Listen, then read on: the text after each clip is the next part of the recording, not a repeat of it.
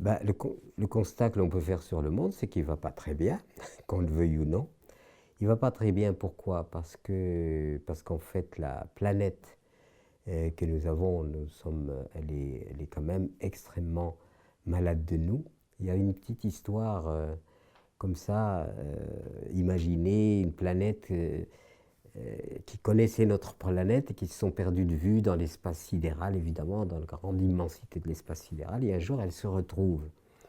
Et l'autre planète regarde la planète Terre et lui dit, mais ma pauvre, comme tu vas mal, tu es mal fichu, qu'est-ce qui t'arrive? Et l'autre lui dit, ne m'en parle pas, j'ai attrapé l'humanité. Il dit, ah, ce n'est que ça. Ben, moi aussi, je l'ai attrapé et je m'en suis guéri.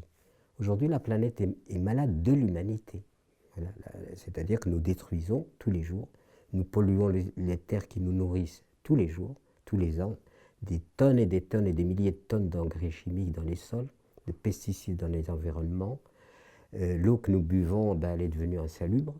L'air que nous respirons est devenu toxique.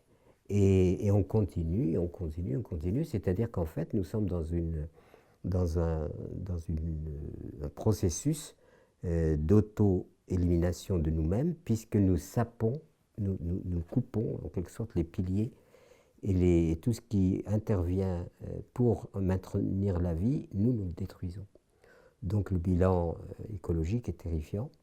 Le bilan humain, bah, c'est que l'humanité, bête comme elle donne plus d'importance aux armes, à la destruction, aux guerres, etc. On a beaucoup d'argent pour faire des missiles et toutes ces stupidités. On n'a pas d'argent pour emboiser le désert, pour faire que des gens ne meurent pas de faim, pour faire ça, c'est secondaire. Donc, ce qui veut dire que l'humanité est imbécile, vraiment. Je ne crois pas qu'elle soit intelligente.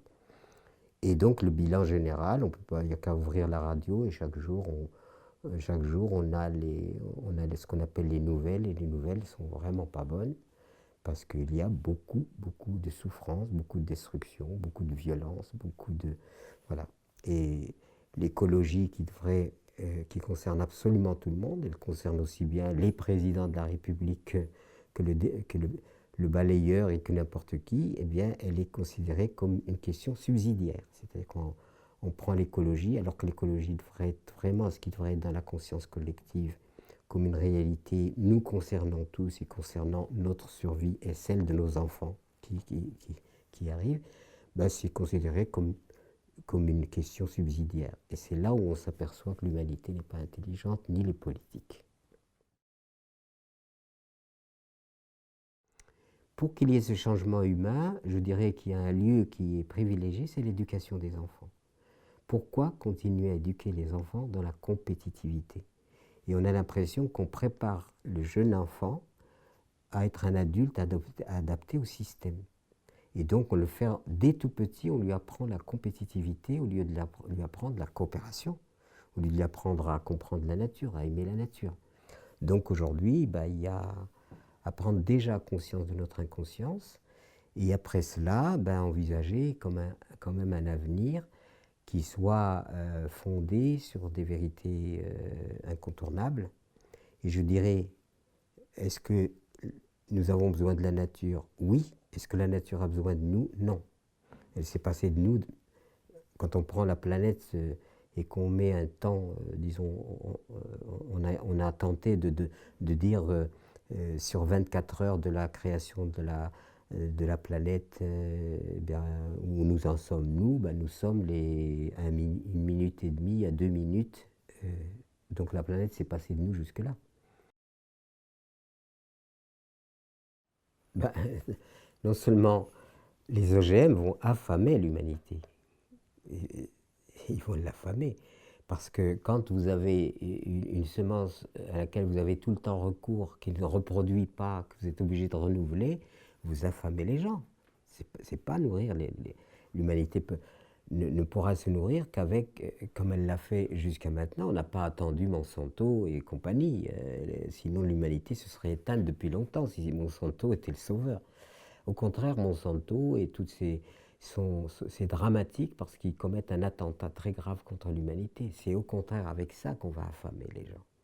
Avec les OGM, vont affamer les gens parce que les gens vont abandonner et se détourner des semences dont ils ont la maîtrise, que quand ils ont récolté l'année suivante, ils resèment et ça donne. Mais dans les OGM, vous récoltez, mais ça ne se reproduit plus tellement, ou mal, ou pas du tout. Donc c'est plutôt, les OGM sont faits pour affamer l'humanité, non pas pour le nourrir. Grâce aux graines, bien sûr.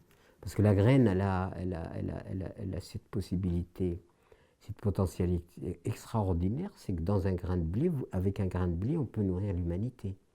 Parce que c'est la capacité de démultiplication. Vous mettez un grain de blé, vous pouvez faire l'expérience, vous allez avoir 5-6 épis, même si vous pouvez en avoir beaucoup plus, mais enfin, mettons 5 épis. Dans chaque épi, il y a environ 40 à 50 graines. Vous voyez la démultiplication. Si vous ressemez tout ça, mais la faim dans le monde ne devrait pas exister. Et donc c'est comme ça que la biodiversité a grandi, ça s'est échangé, et le potentiel global de l'humanité dans sa survie biologique en termes de survie alimentaire a atteint des niveaux absolument extraordinaires. Et puis depuis quelques temps, avec le monde moderne, avec l'agronomie moderne, avec tout ça, les recherches nouvelles, etc., on est dans les OGM, on est dans les... etc. Mais ça, c'est des tactiques, en quelque sorte, pour éliminer, pour rendre dépendants les populations. Autant je suis indépendant par les graines que j'ai, moi je l'ai fait depuis que je suis agriculteur, je prélève aussi je récolte, je prélève des graines de ma récolte et je les ressème. Donc je peux, jusqu'à la fin des temps, continuer comme ça. Rien ne peut arrêter. Et cette biodiversité a constitué évidemment un potentiel considérable. Et bien, ce potentiel, il est en train d'être éliminé. On dit que 60% de la biodiversité potagère et autres que l'humanité a accumulée, a totalisé depuis les origines, ont déjà disparu aujourd'hui. Alors il y a des stratégies, on élimine ce qui permet aux gens d'être totalement autonomes, c'est-à-dire de reproduire, parce qu'il faut bien créer des espaces de profit aux firmes qui fabriquent ces chimères, sous le prétexte que ces chimères, ça produit plus, c'est ceci, c'est cela, c'est de la blague. Je veux dire, c'est un attentat contre l'humanité, j'appelle ça un crime contre l'humanité. Parce qu'on confisque à l'humanité la capacité d'être absolument autonome et de répondre à ses besoins par elle-même, en la rendant dépendante de firmes qui veulent vendre, ou qui veulent, eux, c'est abject, c'est totalement abject. Et alors on manipule ces choses-là de façon à ce qu'on ne puisse plus les reproduire. Et puis du coup, on est ligoté et complètement dépendant des firmes. L'objectif, c'est cela, c'est d'être complètement dépendant des firmes. Et donc on confisque au genre humain cette liberté qu'il avait d'assumer de père en fils, de mère en fille, la continuité de la vie, on avait cette maîtrise de la vie. Et ça, il y a actuellement un hiatus, c'est-à-dire une espèce d'interruption volontaire d'ailleurs et stratégique de cette capacité des êtres humains à répondre par eux-mêmes à leurs besoins. L'initiative qui a été prise est une initiative fondamentale et essentielle, absolument essentielle. Elle nous concerne absolument, tout le monde.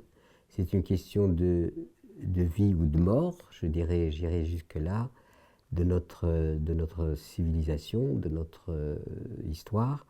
Et donc il est très important de soutenir cette action.